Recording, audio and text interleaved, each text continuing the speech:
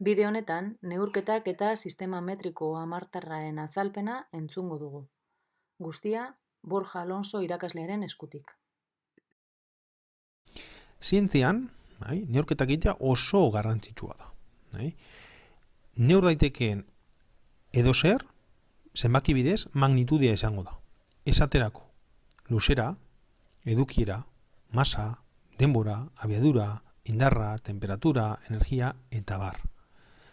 Magnitude bakoitza neurtzean, zenbaki bidez neurtzean, beti erabiliko dugu unitate bat. Kasu honetan, luzera magnitudea neurtzeko metroa erabili daiteke. Metroa bakarrik existitzen da? Ez. Unitate asko daude. Hau da, magnitude bakoitzarentzat unitate asko daude. Hemen metroa jarri dut, baina kilometroa existitzen da, sentimetroa, milimetroa eta bar. Denboraren kasuan bardin. Hemen nik segundua jarri dut, baina beste batzuk existitzen dire. Ordua, eguna, minutua eta bar. Zein da hemen egondan arazoa historian zehar? Herrialde bakoitzak erabili dauzela nahi izan dituen unitateak. Horren ondorioz, urten podrioz, nazioarteko unitate bateratuak nagusitu dire. Horren adibide bat edo adibideek ezagunena unitateen sistema internazionala da. Horrek finkatzen dagoena da, magnitude bakoitzarentzako erabili beharreko unitatea. Luzeran adibidez metroa erabiltzen da. Masan kilogramoa, denboran segundua, temperaturan kelbina. Ziurazki izontzako kelbina ez ezaguna izango da. Bai zentzaren munduan kelbina erabiltzen da. Ez da gradu sentigradu erabiltzen. Abiadura me bardin. Zuok ohituta egongo zarete kilometro ordura. Eta unitateen sistema internazionalean metro segundua erabiltzen da. Sistema metriko hamartarra egon zan lehenengo sistema bateratua da. Zeitzik deitzen da hamartarra hamarnaka doalako. Hau da, unitatek aldatzean hamarnaka aldatzen dira. Zeren arabera, aurrizki batzuen arabera.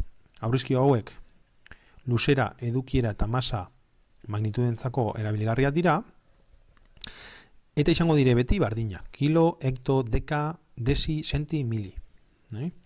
Horren ondorioz, luzeran, edukieran, edo masan, oinarrezko unitatetik beste batera aldatzean, prozedura bardin-bardina izango da. Esaterako, adibidea, luzeran, baina hemen luzera jarri beharrian egiten badugu edukieran, bardin-bardin aldatu behar izango zan, gauza bakarra izango zan, emeko eme hau, metroa. Izan berko zan, litroa, kilolitro, hektolitro, dekalilitro, litro, desilitro, sentilitro, mililitro. Eta dena bardina izango zan. Imaginatu daigun, 7 metro daukaga gauzala. Eta 7 metro hauek aldatu nahi ditugu milimetrora. Zelan egiten da hori? Bueno, eskumarantza goazenez, bideramar egingo dugu. Eta zenbat salto egiten dire? 1, 2 eta 3. Horren ondorioz, zenbat hamarreko biderketa egingo ditugu? 3. Hau da, egingo duguna da, 7 metro, 7, bideramar, bideramar, bideramar. Hau da, 7 bider mila. 7 mila milimetro. 7 metro izango dire, 7 mila milimetro. Modu bardinean, kontrako prozesuan. Kasunetan, sentimetrotik aldatu nahi ditugu gauzak dekametrotara. Zelan egiten da hori? Goian egin dugu bideramar. Kasunetan, eskerrentza, zatiamar egingo dugu. 6.500 sentimetro dire, hemen gaude, horren ondorioz, zatiamar, zatiamar, zatiamar. 3 aldiz, zatiamar.